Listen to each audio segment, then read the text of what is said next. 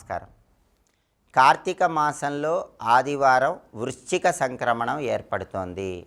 అర్ధరాత్రి 1:02 సూర్యనారాయణమూర్తి వృశ్చిక రాశిలోకి ప్రవేశిస్తున్నాడు. ప్రతి నెలలో సూర్యుడు ఒక రాశిలో నుంచి ఇంకొక రాశిలోకి ప్రవేశిస్తాడు. దీన్ని సంక్రమణం లేదా సంక్రాంతి అనే పేరుతో పిలుస్తారు. అర్ధరాత్రి 1:02 సూర్యుడు వృశ్చిక రాశిలోకి ప్రవేశిస్తున్నాడు. వృశ్చిక సంక్రమణం జరుగుతోంది కాబట్టి సంక్రమణ రోజు చేసే స్నానం 7 జన్మల పాపాలు 7 జన్మల దారిద్ర్య బాధలు పోగొడుతుంది. కాబట్టి ఈరోజు చేసే స్నానానికి ప్రత్యేకత ఉంది. మామూలుగా కార్తీక మాస స్నానం చాలా శుభ ఫలితాలను కలిగిస్తుంది. తెల్లవారుజామున కార్తీక స్నానం చాలా మంచిది. అందులోనూ కార్తీక మాసంలో వచ్చే ఆదివారం కార్తీక స్నానం చేస్తే నెల రోజులు కూడా కార్తీక స్నానం చేసిన ఫలితం కలుగుతుందని స్కాందపురాణం వైష్ణవ ఖండంలో చెప్పారు. అందులోనూ సూర్యుడి సంచారం మారుతున్నటువంటి రోజు, వృశ్చిక సంక్రమణం జరుగుతున్న రోజు. కాబట్టి అందరూ కూడా ఈరోజు ఖచ్చితంగా సూర్యోదయానికి పూర్వమే చన్నీటితో స్నానాన్ని ఆచరించండి. స్నానం చేసేటప్పుడు తప్పకుండా చిటికెడు పసుపు చిటికెడు కుంకుమ నీళ్ళల్లో కలుపుకొని ఆ నీళ్లతో స్నానం చేయండి. గోవింద గోవింద గోవింద పుండరీకాక్ష పుండరీకాక్ష పుండరీకాక్ష కార్తీక దామోదర ప్రీత్యర్థం అనుకుంటూ స్నానం చేయండి. కార్తీక మాసంలో వచ్చే ఆదివారం వృశ్చిక సంక్రమణం జరుగుతున్న పరమాద్భుతమైన రోజు కాబట్టి ఈరోజు చేసే కార్తీక స్నానం అద్భుతమైన శుభ ఫలితాలను కలిగిస్తుంది. అలాగే వృశ్చిక సంక్రమణం జరుగుతుంది కాబట్టి నీళ్లల్లో చిటికెడు పసుపు చిటికెడు కుంకుమతో పాటుగా కొన్ని ఎరుపు రంగు పుష్పాలు కూడా కలపండి. కొద్దిగా కుంకుమ పువ్వు కూడా కలపండి. ఆ నీళ్లతో స్నానం చేయండి. అలా చేస్తే సూర్యుడి సంపూర్ణమైన అనుగ్రహం కలుగుతుంది. అలాగే ఈరోజు స్నానం చేసిన తర్వాత ద్వాదశ ఆదిత్య దీపాన్ని ఇంట్లో వెలిగించండి. సూర్యుడు మిత్ర, రవి, ఖగ, సూర్య, భాను, పూష, హిరణ్యగర్భ, మరీచి, ఆదిత్య, సవిత్రు, అర్క, భాస్కర అనే 12 పేర్లతో సంవత్సరంలో వచ్చే 12 నెలల్లో భక్తులను అనుగ్రహిస్తాడు. వృశ్చిక సంక్రమణం జరుగుతున్న రోజు కాబట్టి ఆ 12 సూర్యుడి స్వరూపాలకు సంకేతంగా 12 ఒత్తులు వేసి ఇంట్లో తూర్పు వైపు దీపాన్ని వెలిగించండి. మీ ఇంట్లో తూర్పు దిక్కులో మట్టి ప్రమిదలో నువ్వుల నూనె పోసి 12 ఒత్తులు వేసి దీపం పెట్టండి. దీన్నే ద్వాదశ ఆదిత్య దీపం అంటారు. ఇది కూడా విశేషమైన శుభ ఫలితాలను కలిగింపజేస్తుంది.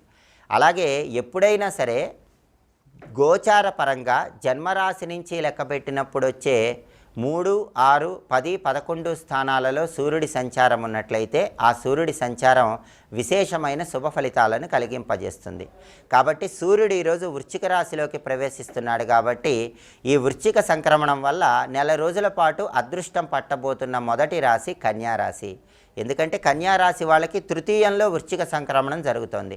కాబట్టి నెల రోజుల పాటు కన్యారాశి వాళ్ళకి సోదర సోదరీమణుల వల్ల విశేషమైనటువంటి శుభ ఫలితాలు కలుగుతాయి.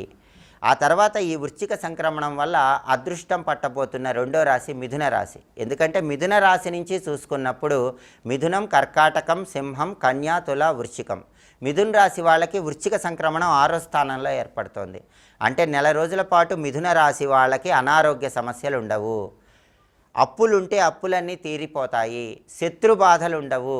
శత్రువులు కూడా మిత్రులుగా మారిపోతారు. బహిర్గత శత్రువులు, అంతర్గత శత్రువులు అందరూ నశించిపోయి మీకు అనుకూలంగా మారిపోతారు. కాబట్టి రోగ రుణ శత్రు బాధలన్నీ పోగొట్టుకొని విశేషమైన యోగం అనేది మిథున రాశి వాళ్ళకి నెల రోజుల పాటు ఈ రోజు నుంచి వృశ్చిక సంక్రమణం వల్ల ఏర్పడుతోంది. అలాగే సూర్యుడి వృశ్చిక సంక్రమణం వల్ల అదృష్టం పట్టబోతున్నటువంటి 3వ రాశి కుంభరాశి.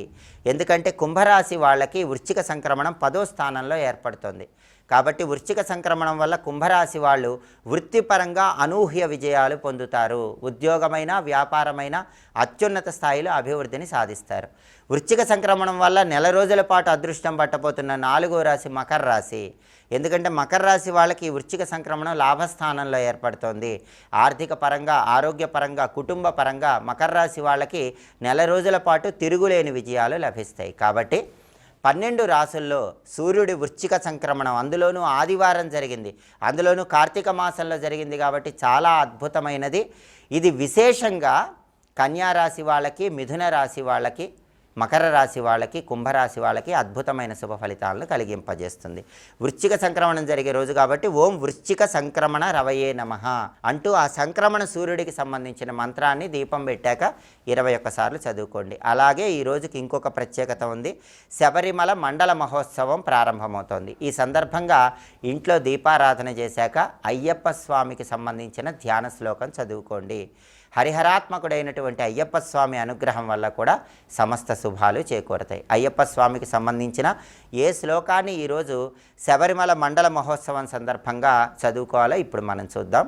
భూతనాథ సదానంద సర్వభూత దయాపర రక్ష రక్ష మహాబాహో శాస్త్రే తుభ్యం నమో నమః. ఇది శ్లోకం. ఈ శ్లోకం చదువుకోవడం ద్వారా అయ్యప్ప స్వామి సంపూర్ణమైన అనుగ్రహానికి సులభంగా పాత్రలు కావచ్చు. కాబట్టి వృశ్చిక సంక్రమణం సందర్భంగా ఏ మంత్రం చదువుకుంటే సూర్యుడి విశేషమైన అనుగ్రహం కలుగుతుందో ఇంకొకసారి చూద్దామా మరి. ఓం వృశ్చిక సంక్రమణ రవయే నమః. అలాగే శబరిమల మండల మహోత్సవ ప్రారంభం సందర్భంగా అయ్యప్ప స్వామికి సంబంధించిన ఏ ధ్యాన శ్లోకాన్ని ఇంట్లో దీపారాధన చేసేటప్పుడు చదువుకుంటే హరిహరాత్మకుడైనటువంటి అయ్యప్ప స్వామి అనుగ్రహం వల్ల సమస్త శుభాలు చేకూరతాయో ఇంకొకసారి చూద్దాం మరి. భూతనాథ సదానంద సర్వభూత దయాపర రక్ష రక్ష మహాబాహో శాస్త్రే తుభ్యం నమో నమః. మంత్రం చదువుకోండి, శ్లోకం చదువుకోండి, సమస్త శుభాలను సిద్ధింపజేసుకోండి. స్వస్తి.